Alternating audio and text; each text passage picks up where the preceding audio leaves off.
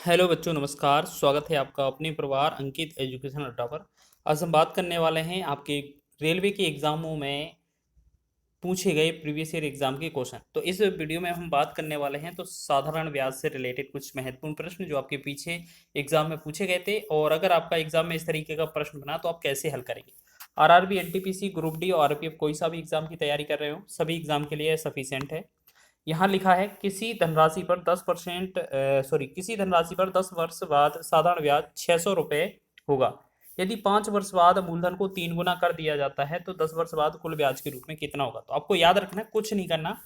10 वर्ष बाद आपका 600 है, 5 वर्ष बाद मूलधन को 3 गुना किया गया है, यानी कि टोटल समय जो था वो 10 वर्ष है। अगर इसमें पहले 5 वर्ष और दूसरे 5 वर्ष के लिए अलग अलग किया जाए तो पहले 5 वर्ष, अगर 10 वर्ष में आपका अगर बात की जाए 600 रुपये ब्याज बनता है, तो पहले 5 वर्ष के लिए आपका कितना बनेगा, 300 बनेगा। दूसरे 5 वर्ष के लिए आपका 300 बनता बनता कि नहीं बनता, बिल्कुल, क्योंकि साधारण ब्याज में है ना, जो ब्याज मिलता है वो हर एक वर्ष समान मिलता है। अगर हम 10 वर्ष में अगर आपका ब्याज टोटल 600 है तो पहले 5 वर्ष में 300 होगा, दूसरे 5 वर्ष में 300 होगा। लेकिन क्वेश्चन में क्या बोला गया है कि 5 वर्ष बाद जो है मूलधन को तिगुना किया गया है, यानी कि 5 वर्ष बाद तो ऐसा ही रहा है, उसके बाद इस वाले मूलधन को 5 वर्ष बाद जो मूलधन है उसको 3 गुना किया गया है। तो याद रखना, जैसे आपका दर में, मूलधन में या समय में जो भी बढ़ोतरी की जाती है वैसे ही आपका ब्याज बढ़ता है, ठीक है। अगर इसके मूलधन में आपका 3 गुना किया गया है तो इसका ब्याज भी आपका 3 गुना हो जाएगा। तो ये 3 3 9, ये आपका 900 हो जाएगा। तो कहने का अर्थ क्या हुआ कि पहले 3 वर्ष के लिए आपका ब्याज पहले 5 वर्ष के लिए आपका ब्याज 300 रुपये और अगले 5 वर्ष के लिए ब्याज आपका 900। टोटल आपका 10 वर्ष के लिए पूछा जाए तो 9 3 1200 रुपये आपका कुल ब्याज हो जाएगा। इस तरीके से अगर आप लगाएंगे तो आपका आंसर बहुत ही सटीक तरीके से आंसर आएगा। ऑप्शन नंबर सी इसका सही है, ठीक है। ये आपका बेसिक तरीका है, इसी तरीके से आपको लगाना है। नेक्स्ट क्वेश्चन की बात करेंगे। एक निश्चित वार्षिक साधारण ब्याज की दर पर 1 वर्ष के लिए निवेशित एक निश्चित धनराशि की परिपक्वता पर देय मिश्र धन 1484 रुपये था। यदि ब्याज दर 2% अधिक होती तो मिश्रधन के रूप में 26.50 रुपये अधिक प्राप्त होता। तो मूल दर पर निवेशित धनराशि कितना ब्याज दिया गया था। तो एक बात बताइए, आप इस मिश्रधन को तो अभी थोड़ा टाइम के लिए भूल जाएं। आपको बोला क्या है, कितना रुपए अधिक दिया गया है, 26.5 रुपये, 26.5 या 26.50 रुपये। कितने परसेंट रेट पर, 2% अधिक पर, तो 2 की वैल्यू दिया है। अगर इसमें हम बात करेंगे, इसमें हम 100 से गुणा कर देंगे तो इससे हमारा मूलधन निकल आएगा। इससे हमारा क्या है, मूलधन निकल आएगा। जितना अधिक मिश्रधन होता है, मिश्रधन का मतलब कितना अधिक होगा, वो आपका ब्याज के रूप में काउंट होता है। तो 26.50, या तो यहाँ पर मिश्रधन अधिक होना चाहिए था या यहाँ पर ब्याज अधिक लिखा होना चाहिए था, और यहाँ 2% अधिक, ठीक है। तो दो का वैल्यू दिया है, 100 का हमें निकालना है तो हमने 100 का गुणा कर दिया। अब इस पॉइंट वाले से हम बटा में 100 लगा सकते हैं, और इस 100 से 100 हटा देंगे तो 2 से इसको काटेंगे तो ये बनेगा 1325, ठीक है। ये हमारा क्या है, मूलधन है। आपको पता है मिश्रधन आपका 1484 था, जो मूलधन है हमारा 1325 है, तो हमारा जो ब्याज निकलेगा वो क्या होगा, इन दोनों का अंतर होगा। तो आप क्या करेंगे, 1484 में से ये 1325 घटा देंगे, और फाइनल जो बनेगा हमारा 159 जो बनेगा इस क्वेश्चन का राइट आंसर बन जाएगा। तो आप इस तरीके से आपका डी विकल्प सही हो जाएगा, ठीक है। ये आपका एनटीपीसी के स्टेज सेकंड में ये 2022 का पूछा हुआ क्वेश्चन है। अगर आपका इस तरीके से प्रश्न बना तो आप छोड़कर नहीं आएंगे, बहुत ही छोटा प्रश्न होता है और आसानी से बना सकते हैं हम। नेक्स्ट क्वेश्चन क्या है, ये क्वेश्चन अच्छा है। 6600 रुपये को 2 भागों में इस प्रकार विभाजित करें ताकि पहले भाग पर 3 वर्षों के लिए प्रति वर्ष 10% की दर पर साधारण ब्याज, दूसरे भाग पर 4 वर्ष के लिए प्रतिवर्ष 4 वर्ष की प्रतिवर्ष 9% की दर पर प्राप्त साधारण ब्याज के बराबर हो। तो आप एक चीज याद रखेंगे कि 3 वर्ष के लिए 10% की दर पर अगर ब्याज मिलेगा तो पहला ब्याज अगर होगा तो 10 या 30% हो जाएगा, ठीक। दूसरी बार मिला मिला जाएगा अगर, तो 4 वर्ष के लिए 9% रखा जाएगा, तो 4 9 36, यानी कि दूसरी वर्ष आपका 36 होगा। लेकिन क्वेश्चन में लास्ट में बराबर लिखा है, तो याद रखना इसमें ये बराबर कंडीशन होगी जहां जहां भी, तो इनका ये है ना पैटर्न बदल जाता है, इनका रेशियो अलग हो जाता है। ये आपका 30 और 36 था, यहाँ पर ये 36 होगा, ये आपका 30 हो जाएगा। बस ये चीज़ आपको याद रखना है, काटने की आवश्यकता नहीं है, हम ऐसे ही लिखा रहेंगे, ठीक है। तो पहला भाग आपका 36 और दूसरा भाग आपका 30, अगर इन दोनों को मिला दिया जाए तो ये कितना 66 हो जाएगा, बिल्कुल 66 हो जाएगा। और 66 का वैल्यू आपका कितना 6600 दिया है, बहुत ही आसानी से कट जाएगा। देखो 66 का एक बार, 66 का एक बार और डबल जीरो, यानी कि 1 अनुपात का वैल्यू आपके पास 100 आ गया। अब पूछा किसका है, देखो तो आपका पूछा किसका है, दो भागों में विभाजित करें। अच्छा, दोनों भाग पूछे, तो एक का वैल्यू आपका 100 आ गया। अगर आपसे 36 का वैल्यू पूछा जाए तो ये आपका 3600 हो जाएगा। 30 का वैल्यू पूछा जाएगा तो ये आपका 3000 हो जाएगा। ठीक है, तो 3600 और 3000 जो होंगे इस क्वेश्चन के राइट आंसर होंगे, जो कि पहला ही विकल्प आपको दिया जा रहा है आंसर में। ठीक है, देखिए कुछ ही सेकंडों में ये आंसर हो जाएगा। बहुत ही अच्छा लेवल का प्रश्न है और आसानी से बना पाएंगे हम। नेक्स्ट क्वेश्चन की बात करेंगे तो यहाँ लिखा है 500 रुपये का 7% की वार्षिक दर से, 700 रुपये का 10% की वार्षिक दर से और 1000 रुपये का 4% वार्षिक दर से 3 वर्षों का कुल साधारण ब्याज ज्ञात कीजिए। देखिएगा क्वेश्चन बहुत आसान है, आप ऐसे समझें। पहला जो क्वेश्चन है वो आपका इस तरीके से लिखा है, दूसरा जो क्वेश्चन है वो इस तरीके से, और तीसरा जो क्वेश्चन है इस तरीके से। समय सभी के लिए 3 वर्ष बोला गया है, तो हम क्या करेंगे, 500 का 7% की दर से 3 वर्ष का, यानी कि 500 का अगर निकालना है 7% की दर से 3 वर्ष का, तो ये 21% निकाला जाएगा, तो 21 हो जाएगा। चलिए ठीक है, प्लस करेंगे। दूसरी बार बोला है 700 रुपये का, तो 700 लिखेंगे, का की जगह गुना, और 10 का 10% के हिसाब से 3 वर्ष का 30% हो जाएगा, तो ये 30/100 लिख सकते हैं हम इसे। प्लस 1000 का, अब यहाँ 1000 लिखेंगे, 1000 का 4%, मतलब 4% के हिसाब से 3 वर्ष का, 4×3=12, तो ये 12/100 लिखेंगे। तो 2 जीरो से 1 2 जीरो कैंसिल, और 21×5 105, यहाँ पर 105 ब्याज मिलेगा।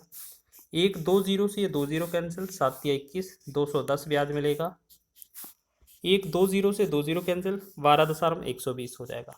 तो कहने का तात्पर्य ये है कि आपका जो 3 वर्ष का जो ब्याज होगा टोटल कितना हो जाएगा, आप 100 जोड़ेंगे, 200 जोड़ेंगे, 100 जोड़ेंगे, यानी कि 400 और 430 और 5 435 जो बनेगा फाइनल हमारा इस क्वेश्चन का राइट आंसर हो जाएगा, जो कि पहला ही विकल्प दिया हुआ है। ठीक है ना, समझ रहे हैं, बेहतरीन क्वेश्चन है, एग्जाम में बनते हैं और ये एनटीपीसी के एग्जाम में पूछा भी गया था।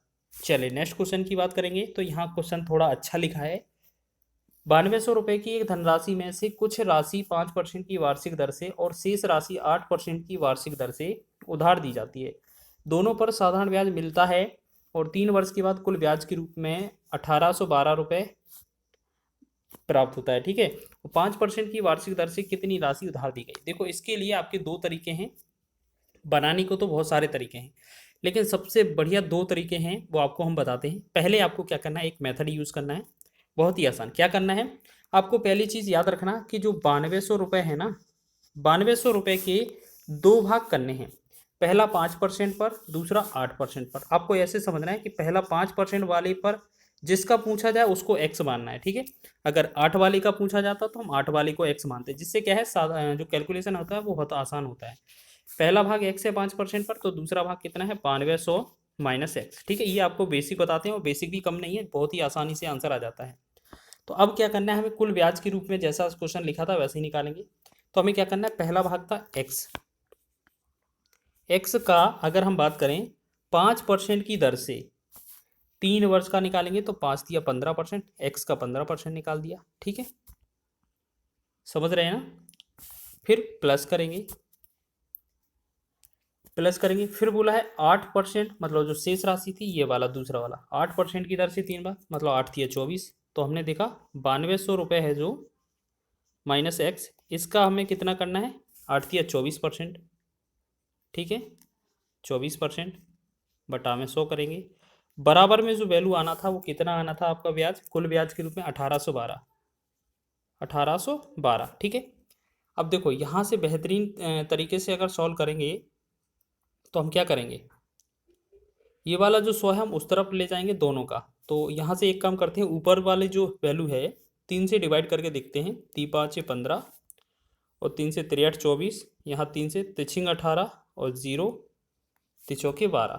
ठीक है, अब ये 100 जो है ना, इनका लासा 100 आएगा और इसमें पूरा गुणा हो जाएगा। तो हम कह सकते हैं यहाँ पर पहला वाला 5x बचेगा, प्लस 8 से दूसरे वाले में गुणा करेंगे तो ये 2 0 तो है ही, 8 दूना 16 और 8 9 72 1 73, माइनस 8x लिखेंगे, और बराबर में ये कितना 604 था, साथ में 2 0। ठीक है, अब हम देखेंगे 5x और 8x का डिफरेंस -3x, और इनका जो डिफरेंस आएगा ये भी माइनस में जाएगा। ठीक है ना, तो 2 0 2 0 हो जाएगा, 6 में 4 गया 2 और ये 13। ठीक है, तो ये भी क्या है माइनस का, ये माइनस से माइनस कट जाएगा, तो 3 से डिवाइड करें 3 एकम 3, 3 से भाग करें तिचौके 12, एक तिचौके 12 डबल ज़ीरो, यानी कि एक्स का जो वैल्यू है आपका 4400 आ गया। तो कहने का मतलब 5% वाले का यहाँ पर कितना 4400 होना चाहिए।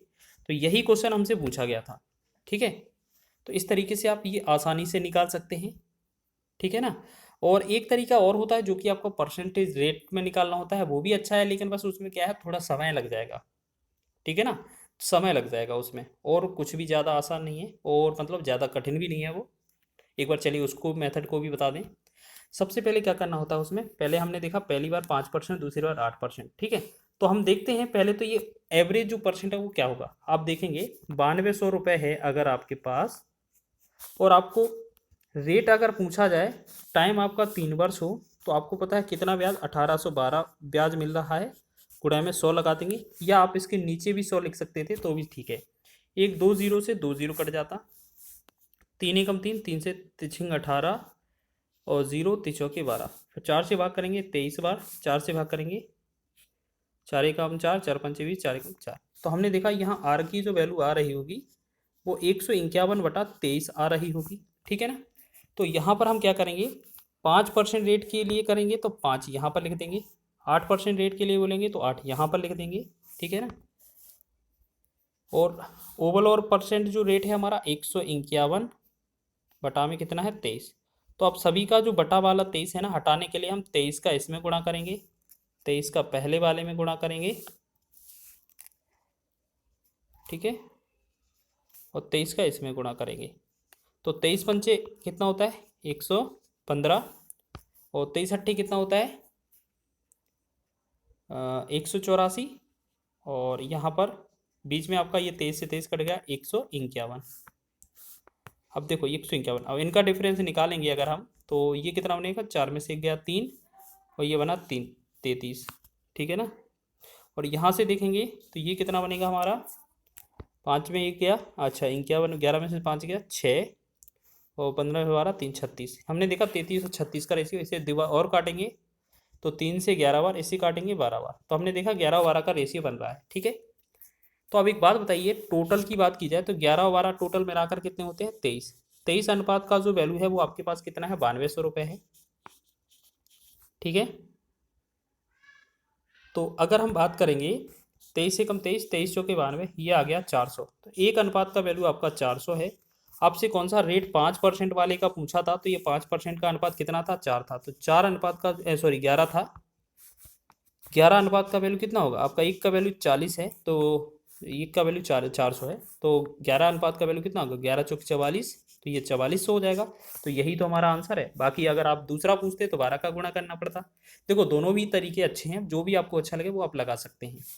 नेक्स्ट क्वेश्चन की बात करेंगे तो यहाँ देखेंगे, एक निश्चित धनराशि x% वार्षिक साधारण ब्याज की दर पर 7 वर्ष में 22,494 रुपये हो जाती है।